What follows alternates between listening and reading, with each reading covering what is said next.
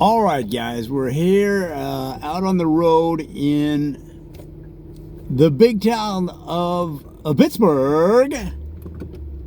Pittsburgh Steelers not doing so good, 0-2 so far this year, but things will change.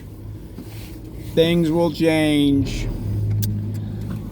So we're doing some videos on unheralded players from Steelers past. Let's do 3 of them right now. And again, I'm not an expert. This was just told to me by some guy in a Steelers jersey outside of 7-Eleven, so take it for what it's worth.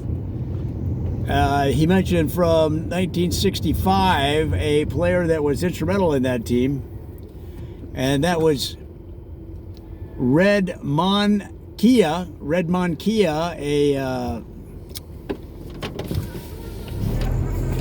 He used to do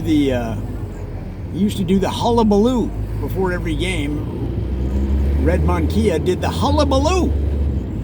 He was a key receiver during that era, the mid-60s. And to get loosened up for each game, he'd do the hullabaloo in the locker room.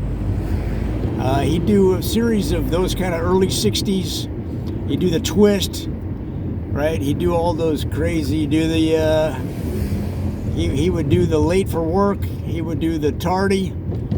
Every 60s crazy dance, he would do that to loosen up for the game. And because of that, he was a big fan favorite. In fact, a local DJ created and named a dance after Red Monkia called the Red Mon. That was popular in local high schools for years, until the 70s came about.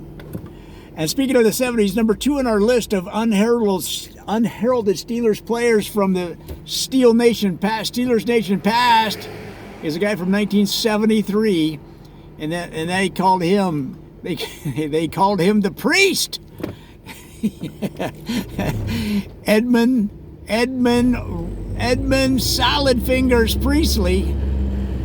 They called him the Priest for short, or Solid Fingers, however you wanted to call it, because this guy could catch anything coming his way.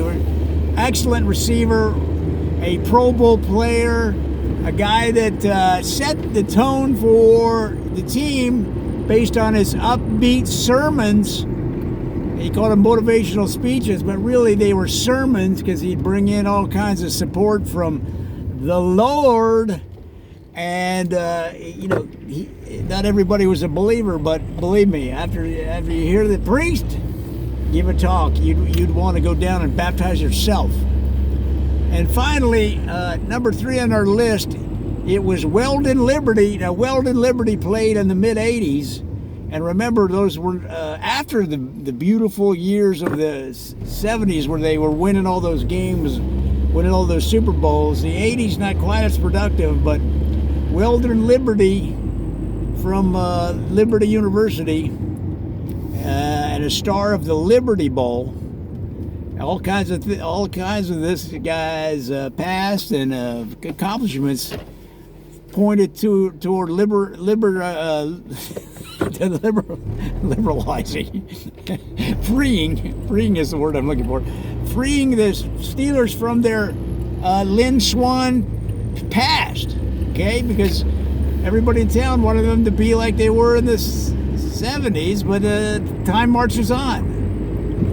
And he helped them move on from that by a whole new radical style, okay? Because not only did he run down the field, but he would come upon a hash mark, he'd run along the hash marks. That was his thing. He was square to square. He didn't like to zig or zag or go at diagonals or circle around. He just ran in squares. But the problem the defenses had is what squares is he going to go on, right? So all of these guys were fan favorites because they were quirky, but they were part of the wonderful fabric that is Steeler Nation. Come back for more, guys. We got all kinds of players to cover.